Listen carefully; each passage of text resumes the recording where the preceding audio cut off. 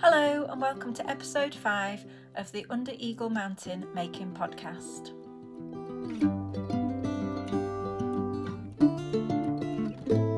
Hello, I'm Laura. Welcome to my podcast, or welcome back if you've been here before. Thanks very much if you have. And to those of you that have subscribed, I'm very grateful. It's very miserable in the northwest of England at the minute. We have had some lovely days and I've spent quite a lot of time in the garden, so actually I've not been doing a huge amount of making, and I'm still kind of on my book reading kick, so that's taken up a lot of time as well, time away from crafting, but I've enjoyed it.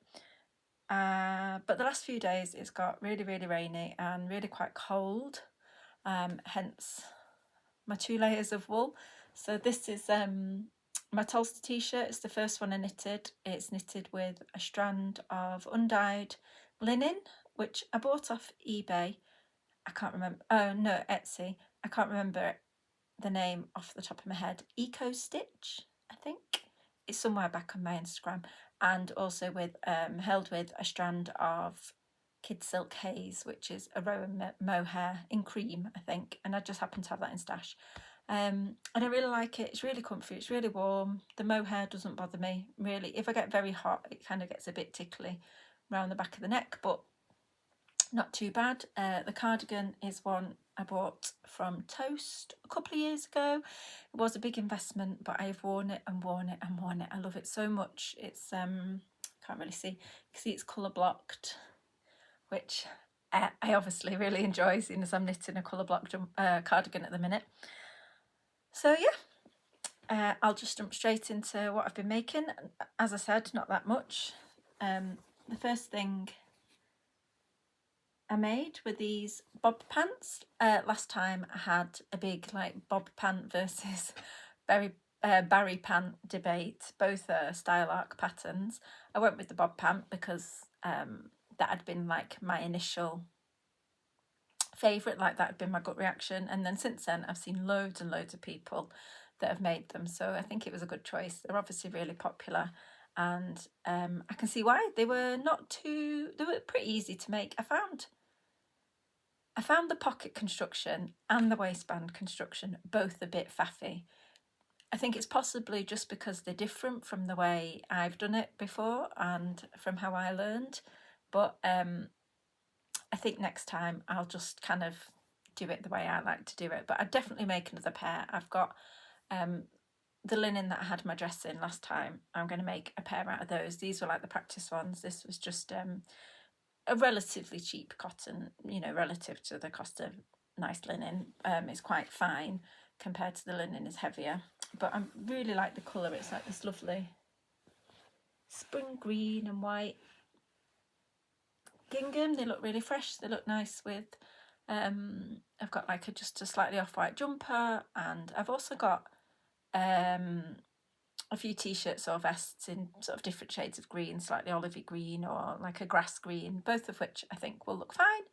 So yeah, they definitely got a thumbs up. I think I did put a little video on my Instagram, and if I haven't deleted it, if I can find it, I'll put that up here too, so you can see what they're like on.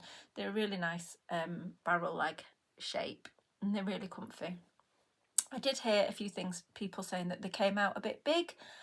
I don't think that they did. I made a size 10 and they seem to be fine. I mean, there's a lot of room in them.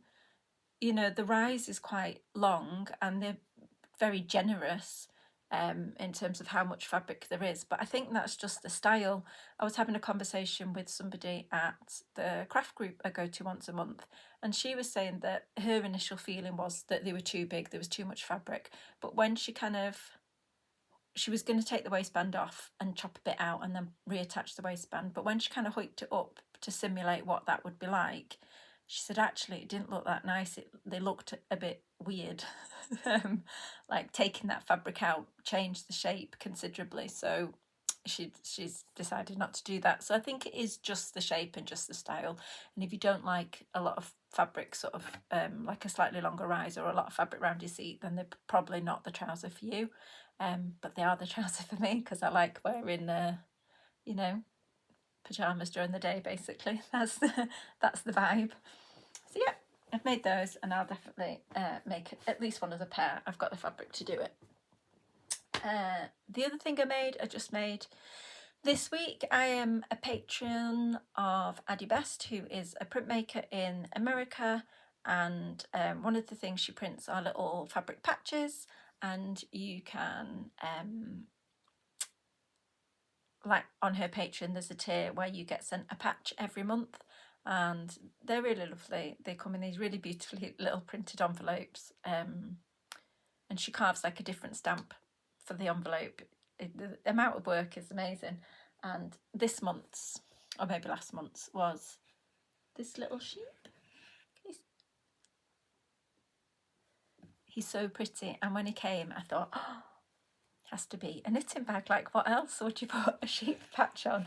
So the gingham fabric and the black fabric, they're both linens, and I used those. I think last year I made my daughter like a little waistcoat vest type thing. There's no buttons, she just kind of slips it on, she wears it over a black dress, and the gingham's on the outside, and then it's lined with black linen.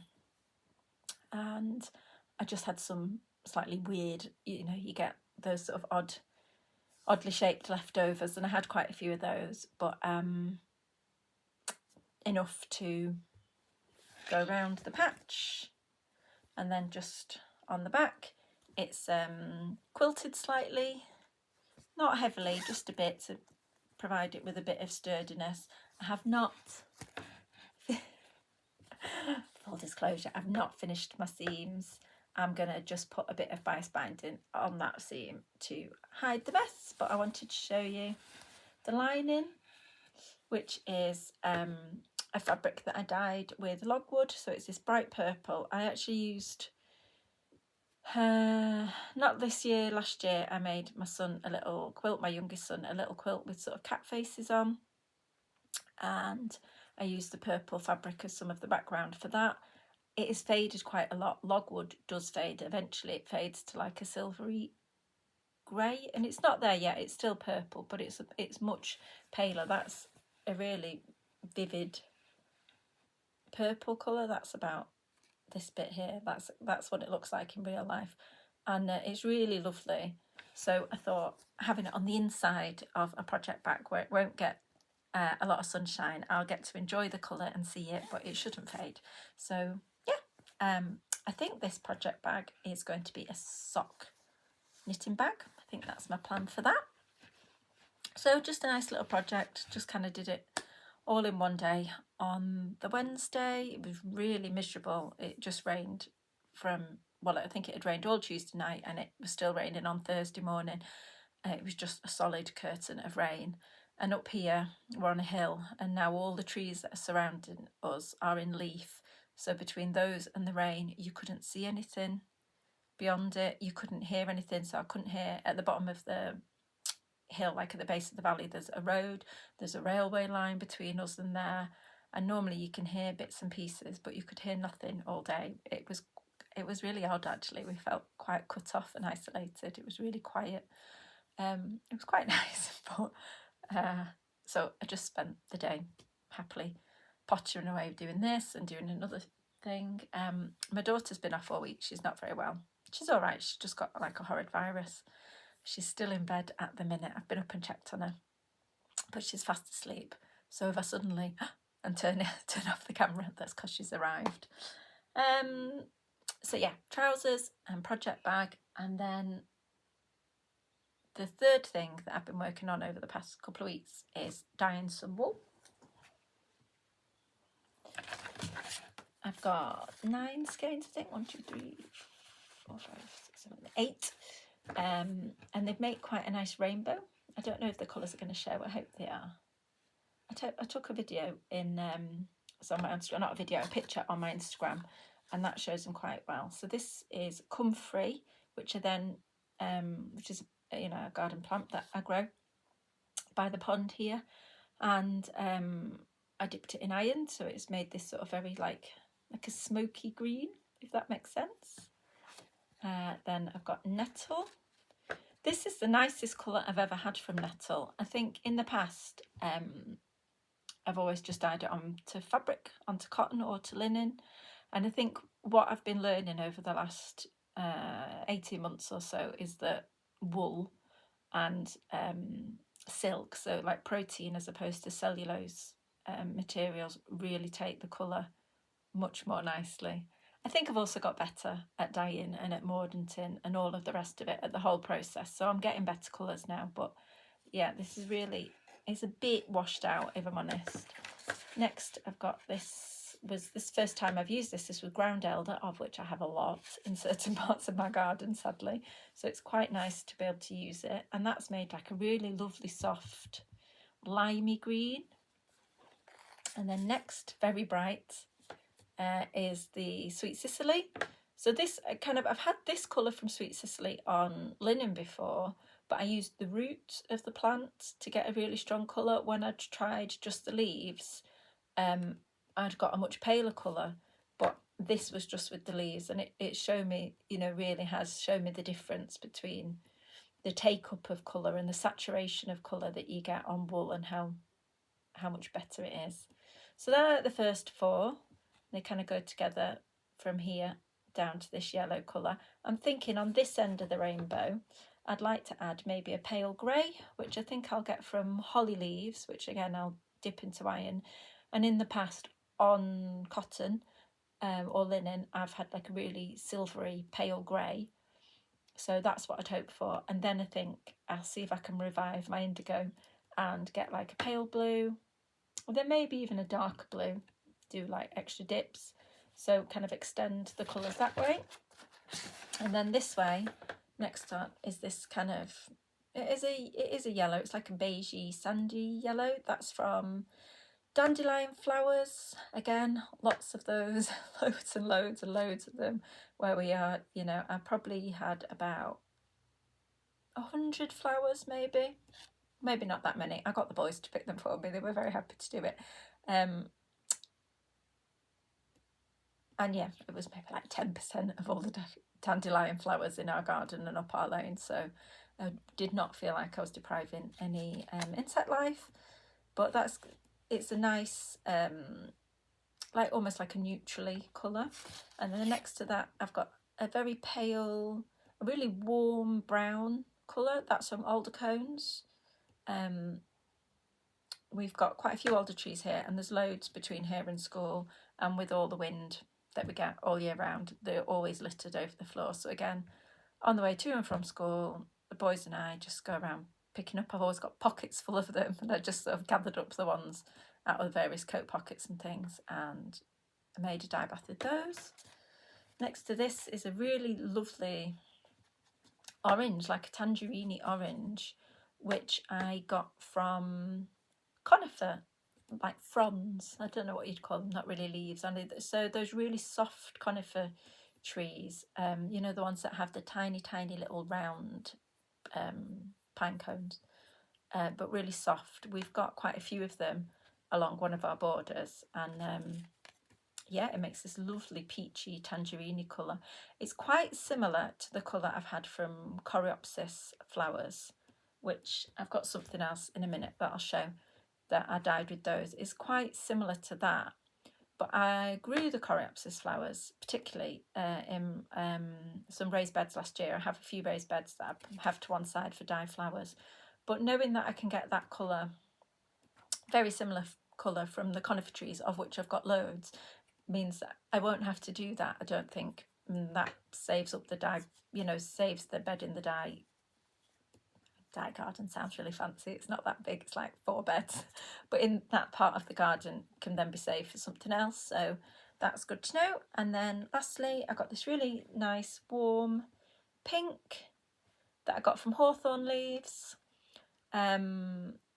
I've tried that in the past because I'd seen quite a few people have had pink, and I've never been able to get such good pink. I've had a paler pink. But yeah, there we go. So I don't think I can hold them all together, but they make a really pleasing palette. And again, I want to kind of extend the colours the other way, maybe get a darker pink. I haven't quite decided how to do that. A madder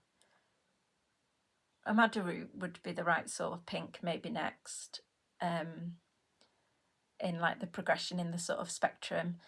But I used the Magda root that I dug up already, and then I have still got some. You have to if you're growing Magda root, you have to leave it in the ground at least 3 years, I think, for the plant to grow big enough for the roots to, be big enough to be worth dyeing with, to get enough alizarin from. That's the dye compound. But I do have a raised bed that's full of ladies' bed straw, which has the same alizarin compound in the roots, but the roots are quite fine, so I think it's going to be quite a faffy process to dig them up, wash them, process them, and so on and so forth. But I think I will do that. They've been in the ground. That bed has been there for 4 years now. It's about 1 metre square, so there's quite a lot of it. So I think probably this autumn I'll dig that up. So it might have to wait until then to do that, but that's my plan. I don't know what I want to knit with them. That's all dyed on the Shetland wool that arrived during my last podcast when the postman knocked on the door and scared the life out of me. And it's dyed up really beautiful. It's so soft and plump and really soft, like not itchy or scratchy at all. So I think one of my goals for this year, knitting wise, was to try and do some colour work, to learn colour work. I've always found it really intimidating, but my knitting has definitely got better over the last couple of years. So I think I've kind of dipped my toe in the water with that heirloom quilt cardigan. So I think I am going to be brave in the autumn and try something else. What I'd really like to knit, if I'm honest, is that Paul Klee sweater that by Midori Hirose,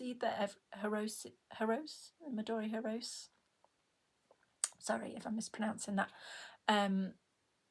That everybody's knitting at the moment. I know Mimi from Yarn Chicks has knitted a really beautiful one, really beautiful. And Yarn Chicks podcast is her Instagram handle and her YouTube handle, and her most recent YouTube video shows it in detail. And there's another one, I'm not sure about what the lady's real name is, I'm afraid, but her Instagram is @knitpearl, and she's knitted one too, and it's in very muted neutral colours. And I think it's really beautiful. So I kind of would like to do that, but I'd need a lot more colours. I think you need like 18 colours, something like that. It depends on the size you're knitting, but you need quite a lot of colours. And also it's knitting fingering, and mine is DK, so I'd have to do some jiggery pokery with the maths to get the right size, which I could probably do. I don't know, watch this space, we'll see. I might do that, or I might find something else in the interim which is already DK for DK wool, and that might just make my life easier. I don't know, we'll see. But that's for future plans. So I said that I dyed something with coreopsis flowers, and that something is a skein of wool for my Leith cardigan. I think last time I'd knitted the back and the 2 fronts, and I'd sewn them together and put the ribbon on the bottom, and that was where I was up to. I might have started one of the sleeves. So I finished that sleeve and put the birch. This was dyed with birch bark, so I've got 2 bits. The colour's not showing up really. This is like a nice beigey, like peachy colour, and I've put the madder root wool as that cuff, and then I dyed this skein of yarn. Is quite orange, so if I put it next to the yellow, I don't know, maybe you can't see really very well. There is a definite difference. It's quite a sort of tangerine colour.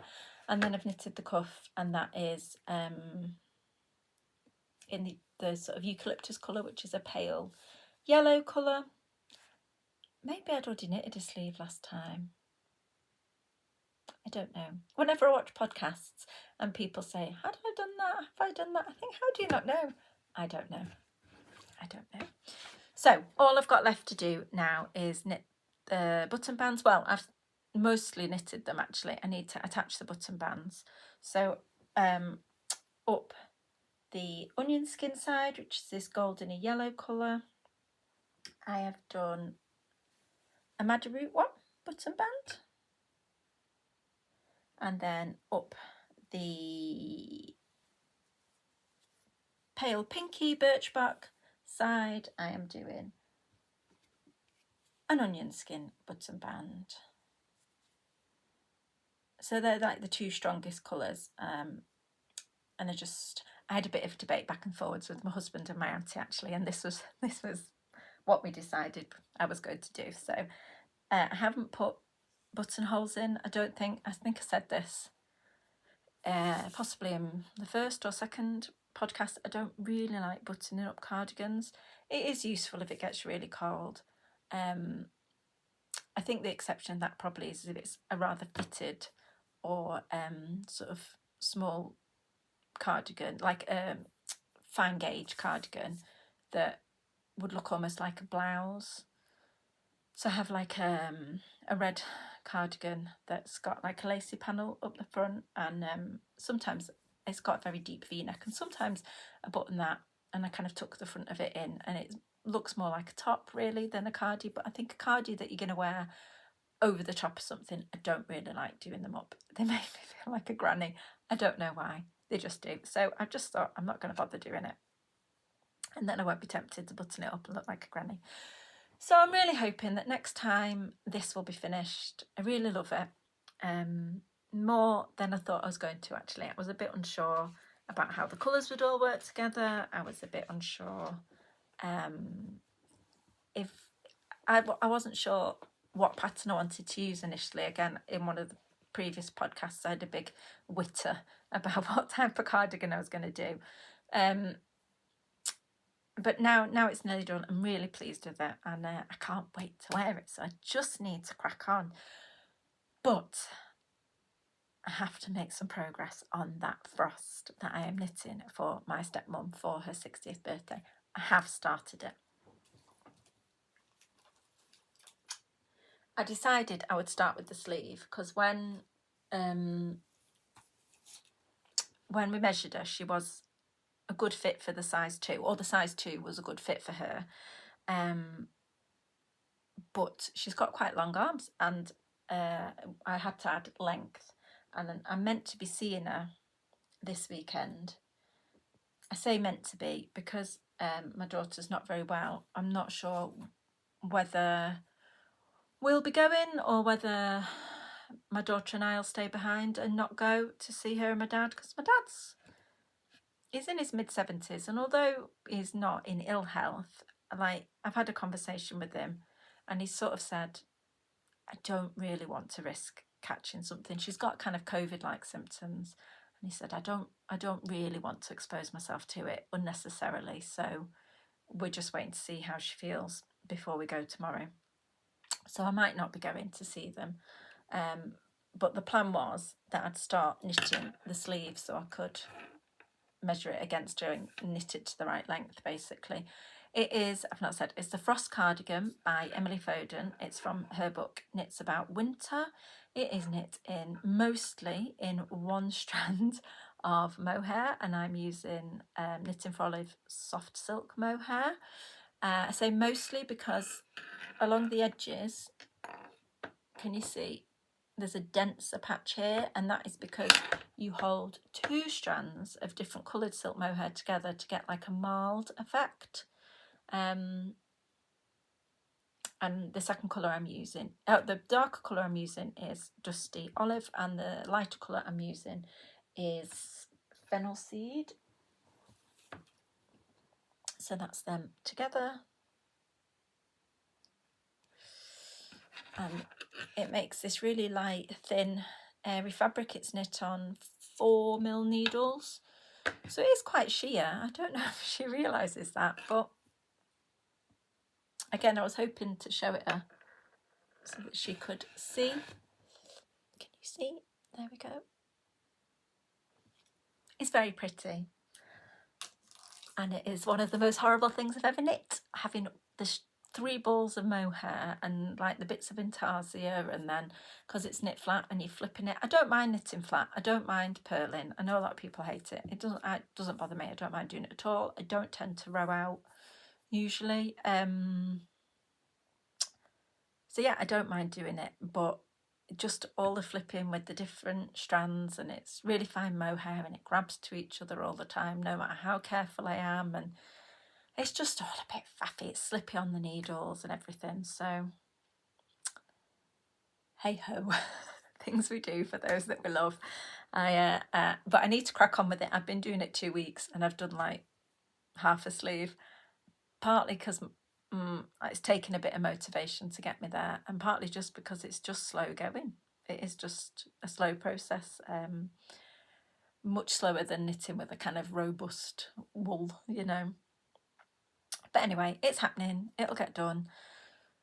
And because of that, really, I don't have many future plans, because knitting wise, I have to get that done. I want to get it done. I want to finish my Leith. And so I'm trying not to think of anything else and add anything else on, so that I won't be tempted. So really, my knitting plans are going forward into the summer holidays. We're going away for 3 weeks, which is not something that we've ever done before. My husband usually has to work most of the holidays, and we tend to just have some time at my mum's house. She lives quite near the seaside in North Yorkshire, and then time at my dad's house. He lives very near the seaside in North Wales, so we're very lucky. But this year we are actually going away. We're going to France, and we're going for 3 weeks, which is very exciting. But obviously the main bit of packing that I need to sort is my knitting. So I think I'm going to take some of that sock wool that I dyed last year, and knit some socks. Nice small project, so not too much to carry, but also if it's warm, hopefully it will be warm and not raining, I won't have like loads of wool on my lap, and like a thick wool or a mohair would make my hands really kind of sticky and horrid. So I'm hoping that sock knitting will be just the thing, and I've got a nice new project bag to hold my sock projects in.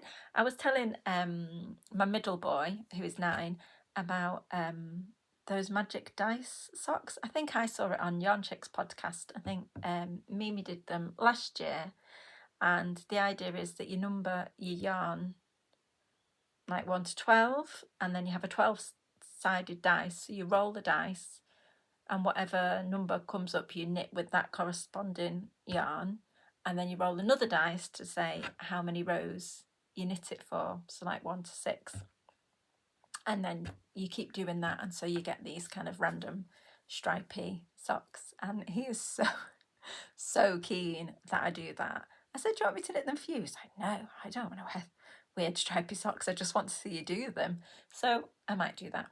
What I might do is knit a pair of socks in like just one colour, in a solid colour or whatever, and then put all the leftovers to one side to do the magic dice with. I don't know, we'll see. I'm rambling, but that's going to be one project that I'm going to take with me. And then I think the other project, I will take my heirloom quilt cardigan, because although that is woolly wool, it's DK weight wool, they're just obviously the small squares. I think I've got 11 left to knit. I need 36, and I think I've done 25. So yeah, it would be good if I could get that done, so then when we come back I'll have time to knit the sleeves and the button bands and everything, and then by the time it gets cold I will have that cardigan ready. That is the plan. Who knows if that will happen. So I think the only other immediate plan I've got for making is another pair of bob pants, and that's it really. I'm just going to try and focus on getting some stuff finished. For those of you that have been here, you may remember that I was knitting the Helix jumper and that I was really enjoying it, and I definitely wanted it done for the holiday, and then I made a mistake and I put it to one side, and I have not yet picked it up. I need to do that. That is the second project that has had a similar issue in this yarn, and it's the most lovely yarn. It's a wool cut opus in goldenrod is soft and beautiful and it's a lovely colour, but it seems slightly cursed. It's if you don't know, it's like a lace pattern, like a laddered lace pattern. And I've just made a mistake, but it's right at the front. It's like here. So I'm going to have to fix it. But it means that I need to tink like 2 rows back. And I've started doing it and I made so many mistakes, like just trying to get the yarn over undone correctly to try and that it was giving me a bit of a headache. And I put it to one side and I thought, oh, I'll do that when I've got time to sit and do it. I have not yet found that time, but hopefully I will. Or I won't, and then it's not the end of the world, is it? You know, these things are meant to be fun. They're not meant to be a chore. So if they end up being that way, maybe it's best just to let go of them. We'll see. Anyway, that's it. I've come to the end. I'm not going to ramble at you anymore. I hope you're well. I hope you've enjoyed this. Let me know what you're doing, what your plans are, given that I don't have many immediate plans. Let me know what your plans are, and I'll live vicariously through you. Okay, take care. Bye.